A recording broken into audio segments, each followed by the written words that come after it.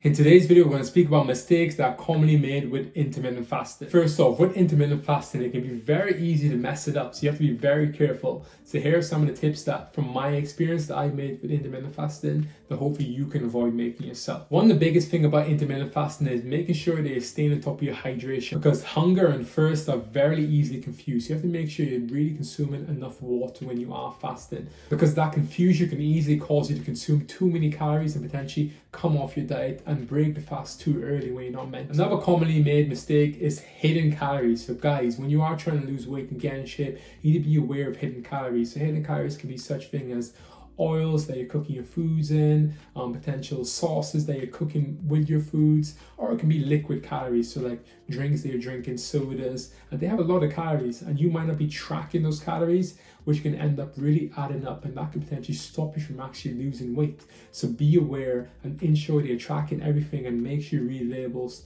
so you're not consuming calories that you're unaware of. The next one's quite a big mistake that I see a lot of people making, and it's not prepping meals when they break the fast. The last thing you want to do, guys, is not have a meal prepared when you break that fast, because the last thing you want is going 16 hours of fasting and then you're absolutely starving, and when it's time for you to actually eat, you haven't got anything prepared. And guess what? When you haven't got anything prepared, what you're going to end up doing? You're going to grab whatever you can see, and that might not be the smartest of choices. So ensure that you prep meals, whether it be the night before, or have a day which is prep meals so that you're on point with it and you can avoid slip-ups when you're fasting. The next mistake is consuming too little calories when you do break your fast. Because yes, a lot of people want to get in shape really quickly, so what they end up doing is cutting their calories really drastically.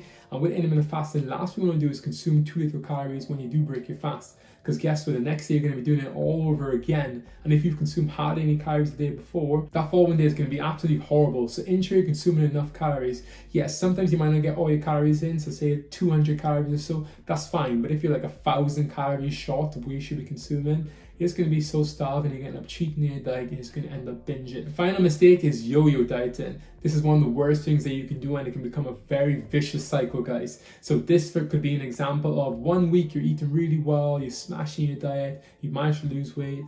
The following week you end up just going crazy, you're binging your diet, and you just cheat and you regain that weight that you lost in the first place. This can be a very vicious cycle, and this is why it becomes very important to make sure the dieting or whatever you're following is sustainable and you can actually stick. I really hope these tips can help you guys. You can conquer your fitness goals whilst using intermittent fasting. But most importantly, you need to remember, guys, that this is just an eating pattern and it's nothing fancy that's going to help you see these amazing results. You need to ensure you're in a calorie deficit, and it will lead to great results while using intermittent fasting.